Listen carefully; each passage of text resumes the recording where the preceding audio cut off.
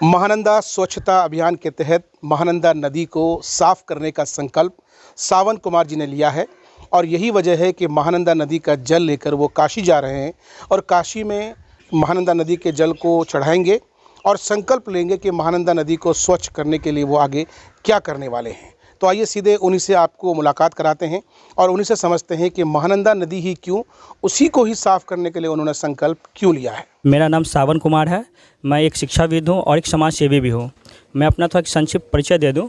मैंने अपना स्नातक प्रास्नातक काशी हिंदू विश्वविद्यालय से अर्थशास्त्र से किया है और मैं अभी छत्रपति शिवाजी साहू जी महाराज यूनिवर्सिटी से अपना PhD कर रहा हूँ। और जो मैंने अपना संकल्प लिया था महानंदा बचाओ आंदोलन के लिए, तो आज उसके लिए मैं किशनगंज से काशी का यात्रा कर रहा हूँ। एक टैगलाइन दे रहा हूँ, किशनगंज से काशी।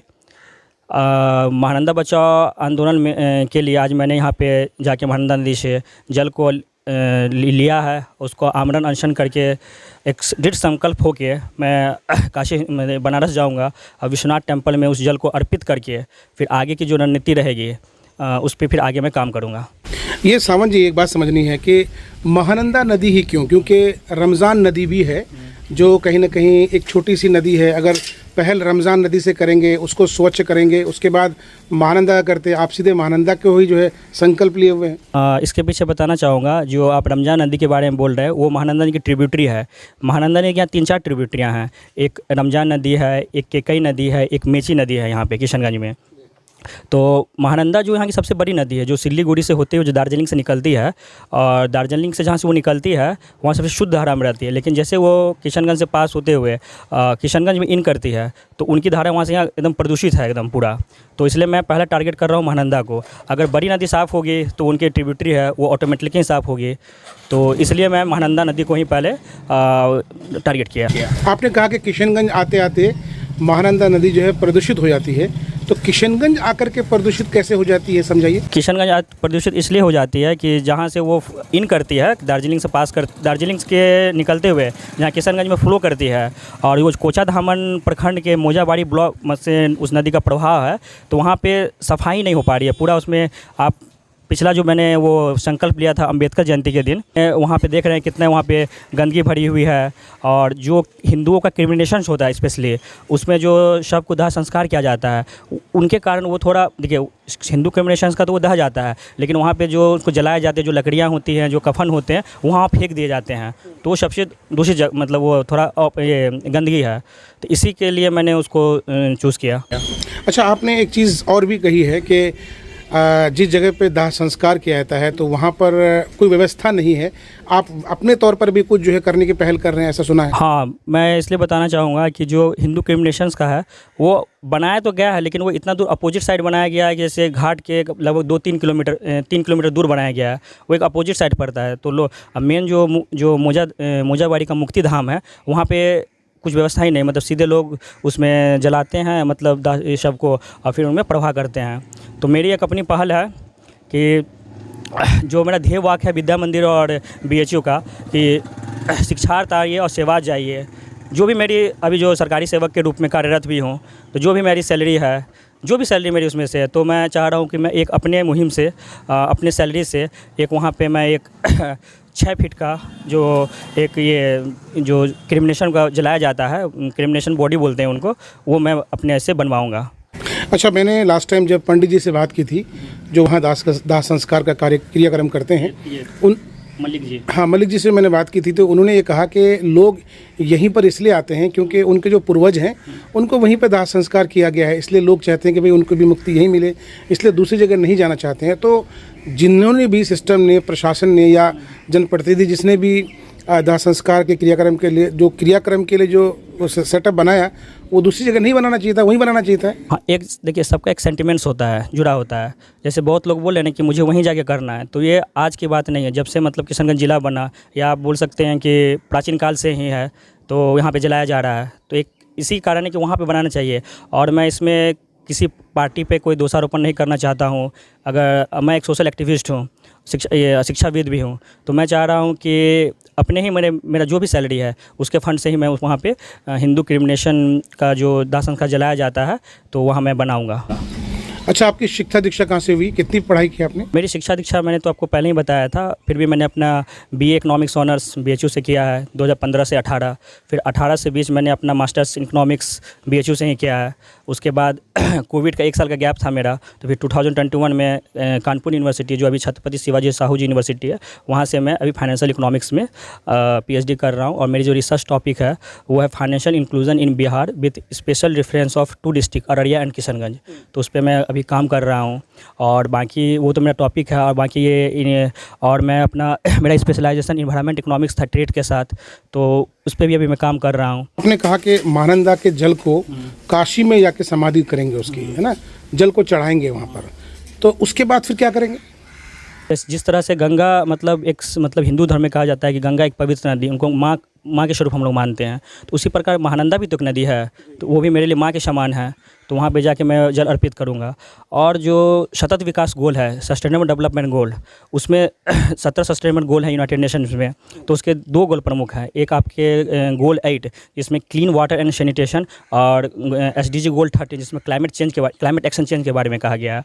तो एक वैश्विक तौर पे भी हम देखते हैं कि जो संस्था जो यूनाइटेड नेशन की संस्थाएं हैं वो इस मुद्दे पे बात कर रही है, चाहे इसमें सरकारी निजी सरकारी लोग इस पे बात कर रहे हैं। तो मैं भी चाहता हूं कि इस मुद्दे को लेके मैं बात वहां तक रखाऊं, और जो भी मुझे हेल्प मिले उसमें मैं कर सकूं।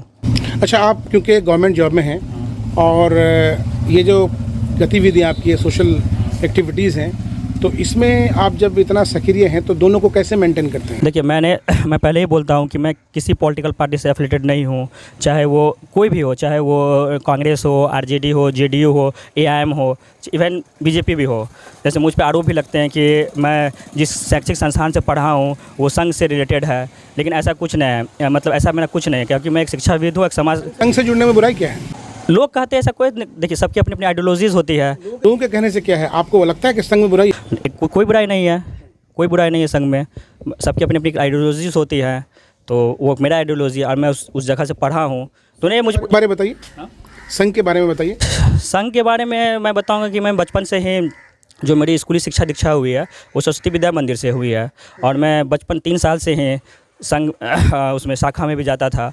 और संघ एक ऐसा संस्थान है, मैंने पहले भी कहा था, इसकी 2 शाखाएं, एक सरस्वती विद्या मंदिर है और एक गायत्री परिवार है। गायत्री परिवार में हमेशा पूजा पाठ की चीज़ें रिलेटेड होती हैं, हवन कीर्तन जो है उस पर बेसिकली फोकस है। और जो विद्या मंदिर परिवार है वो हम शैक्षणिक संस्थान है। और जो आपकी संघ है वो हमेशा राष्ट्र निर्माण के लिए बात करती है। जितने पेट्रोटिक्स हमारे फ्रीडम फाइटर हुए हैं, चाहे वो कोई भी हो, हिंदू हो, मुस्लिम्स हो, उनके बारे में पढ़ाया जाता है। संघ के बारे में धारणा है कि संघ जो है मुसलमानों के खिलाफ वर्गलाने का काम करता है। ऐसा बिल्कुल भी नहीं है। जिनको भी है, चाहे मेरे जो लेफ्टिस्ट आइडियोलॉजी के लोग हैं, चाहे जो भी मतलब हैं जो आरोप लगाते हैं, ऐसा गलत है। आपने संघ को पढ़ा ही नहीं है। पहले आप संघ को पढ़िए अच्छे से। 1925 में जब गोलवलकर जी ने इसकी स्थापना की थी, उनका मोटो ही अलग था कि राष्ट्र का निर्माण होना चाहिए हमारा, एक हमारी देशभक्ति होनी चाहिए, चाहे वो हिंदू हो चाहे वो मुसलमान हो। अगर राष्ट्र, किस राष्ट्र की बात करते हैं? हिंदू राष्ट्र की बात? एकदम, ये जो हिंदू राष्ट्र की बात की उसमें सभी लोग होंगे। इसमें जो बात है कि जो भी फ्रीडम फाइटर्स हमारे हुए हैं, जैसे आप एग्जाम्पल देता हूँ, अब जैसे आप लोग बोलते हैं कि वो मुसलमानों को वो करती है, तो शहीद असफुल्ला खान जो काकोरी कांड में थे, राजेंद्र लाहिड़ी हो गए, इकबाल साहब हो गए, नहीं होता है, उनका भी जब हम लोग उसमें संघ में जब वो देशभक्ति की बात कही जाती है तो पढ़ाया जाता है, बोला जाता है इसमें। तो इसमें तो ऐसा मुझे कुछ नहीं लग रहा है। हिंदू राष्ट्र को लेकर क्या विचारधारा आपकी?